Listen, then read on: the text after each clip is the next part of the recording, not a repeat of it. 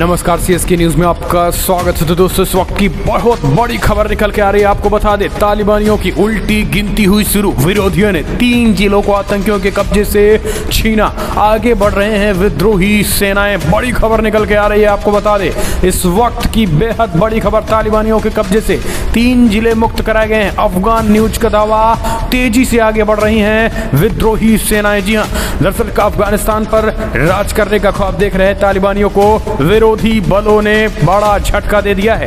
दरअसल बागलान प्रांत में स्थानीय विरोधी गुटों ने बानू और पोले हिसार जिले पर फिर से अपना कब्जा जमा लिया है और अब तेजी से डेढ़ सलाह जिले की ओर बढ़ रहे हैं। बताया जा रहा है कि इस लड़ाई में तालिबान के कई लड़ाके मारे गए हैं और उससे कहीं ज्यादा घायल हो गए हैं। अफगानिस्तान की लोकल न्यूज एजेंसी आशवाका ने बताया है कि लोकल विद्रोही गुटों ने पोले हिसर, डेढ़ सलाह और बानो जिलों की तालिबान के कब्जे से मुक्त करा दिया गया है। बागलान के स्थानीय पत्रकार ने बताया है कि इस लड़ाई में कई तालिबानी लड़ाके मारे गए हैं। उधर स्थानीय लोगों की बढ़ती ताकत से तालिबान के लड़ाके घबराए हुए हैं। जगह जगह एक तरीके से विद्रोही सेनाएं तेजी से आगे बढ़ रही हैं। इस बीच बताया जा रहा है कि सरकार बनाने की रस्साकसी में उलझते तालिबान के शीर्ष नेतृत्व की आंखों में आने के लिए इस समय कई शीर्ष आतंकी कमांडर काबुल में डेरा जमाए हुए हैं। इस कारण स्थानीय स्तर पर तालिबान की पकड़ कमजोर भी हुई है।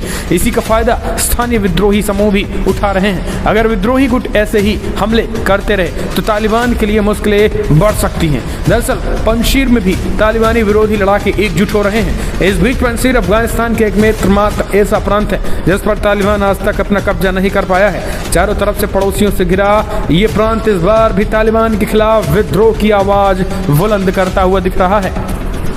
अफगानिस्तान के उपराष्ट्रपति अमरुल्लाह सलेह अहमद शाह मसूद के बेटे अहमद मसूद और बल्ख प्रांत के पूर्व गवर्नर आफ्ताब मोहम्मद नूर विद्रोहियों का नेतृत्व कर रहे हैं। अमरुल्लाह सलेह ने खुद को अफगानिस्तान का कार्यवाहक राष्ट्रपति घोषित कर दिया है। तो दोस्तों, एक तरीके से हम कह सकते हैं कि तालिबानियों की उल्टी गिनती शुरू हो चुकी है। तालिबानियों के लिए एक तरीके से बड़ा सिरदर्द भी है। राष्ट्रपति अशरफ गनी जहां काबुल पर तालिबान के कब्जे के बाद देश छोड़कर फरार हो गए, वहीं उपराष्ट्रपति अमरुल्लाह सलेह अपने गढ़ यानी पंजशीर प्रांत चले गए।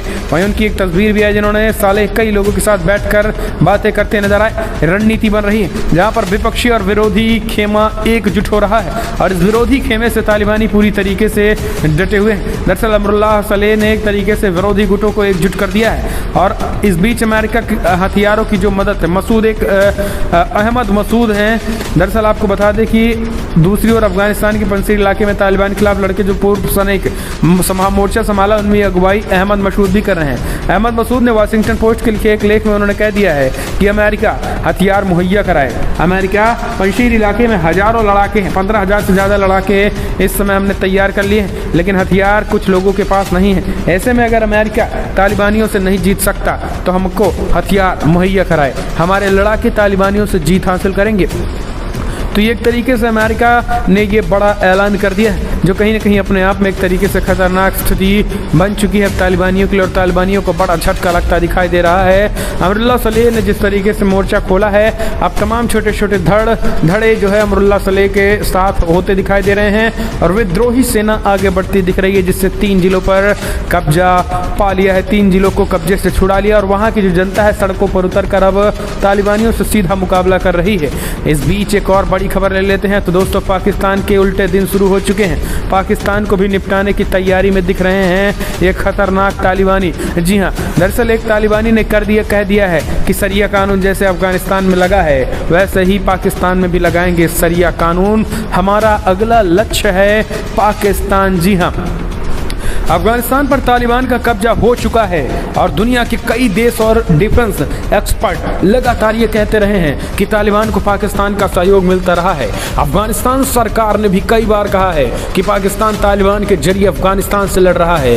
कई एक्सपर्ट ने पाकिस्तान को कई बार सलाह दी है कि तालिबान को समर्थन करने से पाकिस्तान को भी भविष्य में नुकसान संभव है, लेकिन पाकिस्तान तालिबान को सपोर्ट करने के आरोपों को सिरे से खारिज करता रहा है। आधिकारिक बयानों में पाकिस्तान का कहना है कि वो अफगानिस्तान में शांतिपूर्ण समाधान का समर्थन करता है, लेकिन अगर दुनिया में कहीं तालिबान की जीत का स्वागत हुआ तो वो पाकिस्तान की राजधानी इस्लामाबाद ही है। पाकिस्तान के पीएम इमरान खान ने गुलामी की बेड़ियों को तोड़ने के लिए अफगानों की तारीफ कर दी, लेकिन अब जो बड़ी खबर निकल के आ रही है वो पाकिस्तान के पूरे सिस्टम को हिला सकती है। दरअसल अब तहरीक तालिबान पाकिस्तान यानी टीटीपी के नेता मौलवी फकीर मोहम्मद ने तालिबान के इस्लामी अमीरात के प्रति निष्ठा दिखाई और कहा को पाकिस्तान में इसी तरीके से इस्लामी शासन चाहते हैं और वही पाकिस्तान में इस्लामी कानून लागू होगा। तहरीक तालिबान द्वारा जारी किए गए वीडियो में फकीर मोहम्मद ने कहा है कि उनका अगला लक्ष्य पाकिस्तान में इस्लामी शरीयत सिस्टम लाना है। अशरफ गनी सरकार में सैकड़ों टीटीपी लड़ाकों को अपने शासनकाल के दौरान जेल में बंद कर दिया था।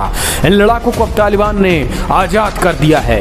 रिहा होने वालों में टीटीपी के पूर्व उप प्रमुख मौलवी फकीर मोहम्मद भी शामिल हैं। एक्सपर्ट का मानना है कि फकीर की रिहाई अफगानिस्तान और पाकिस्तान दोनों के लिए नया खतरा पैदा कर सकती है।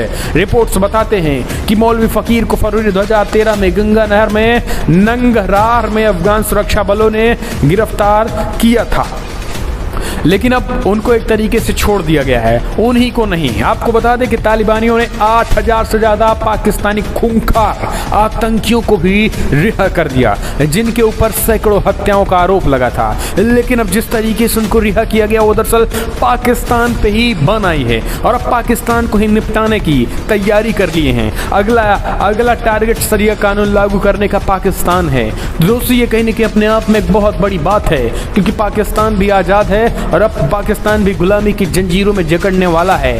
तो ये आने वाले वक्त में क्या होगा ये तो वक्त बताएगा, लेकिन आप इस बात से अंदाजा लगा लिए होंगे कि जिस तरीके से खूंखार आतंकियों को जेलों से रिहा किया जा रहा है वह पाकिस्तान पर चढ़ाई करने में देर नहीं करेंगे।